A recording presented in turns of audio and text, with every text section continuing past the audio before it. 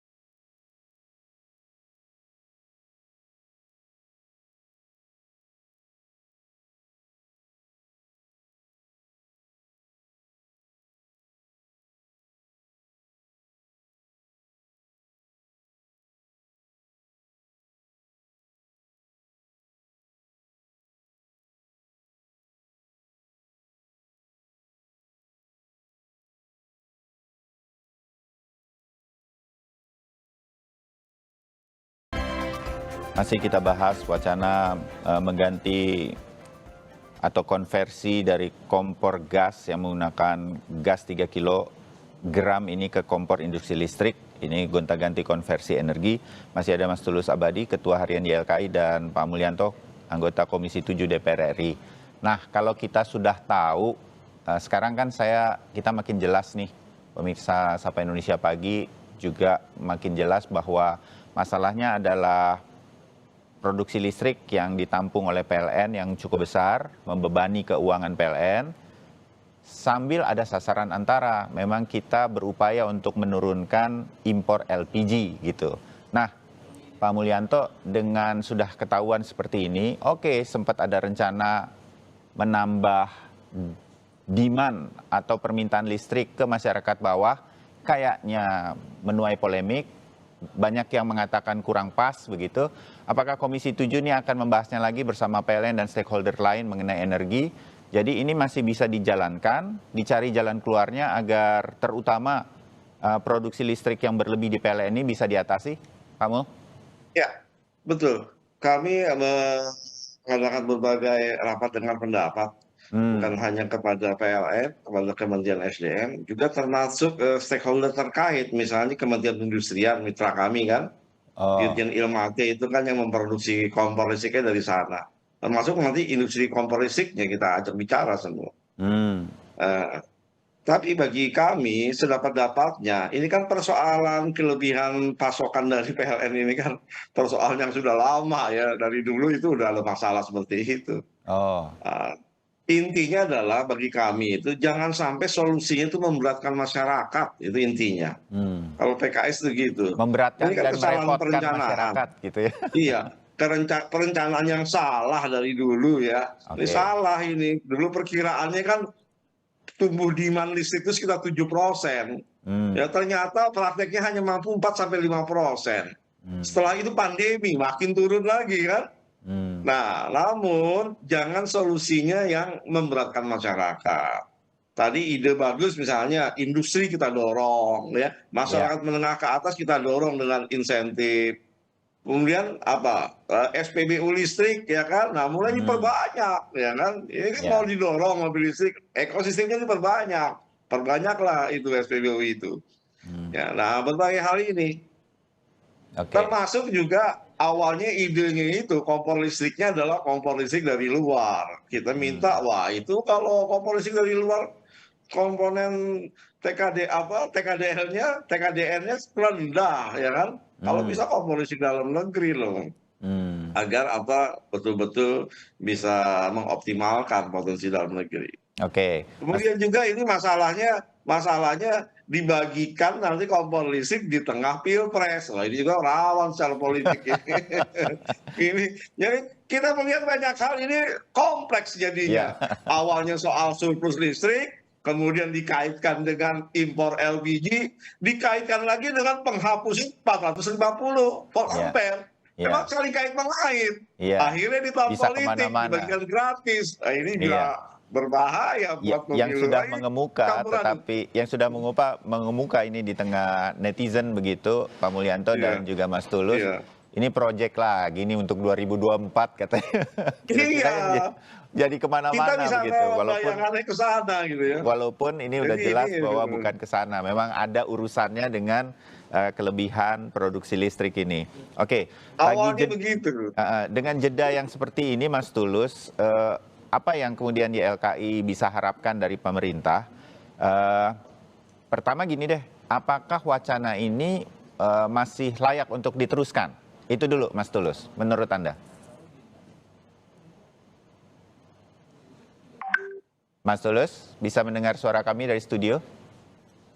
Ya, saya kira begini, ketika pemerintah sudah menyatakan ini akan tidak ada kebijakan terkait hal ini di 2022 ini, ya saya kira pertama kalau memang akan diteruskan ataupun akan dilanjutkan, maka harus ada diseminasi dan sosialisasi lebih intensif kepada masyarakat. Minus menggunakan kompor ini. Dan kedua juga ada insentif-insentif kepada masyarakat, ya bukan hanya kelompok 450 volt ampere saja, tapi juga harus kita dorong kepada masyarakat-masyarakat yang memang daya listriknya lebih bagus. Karena kan daya listrik ini kan minimal harus 2.200 ya. Kelompok-kelompok yang harus didekati ya untuk menggunakan kompor induksi.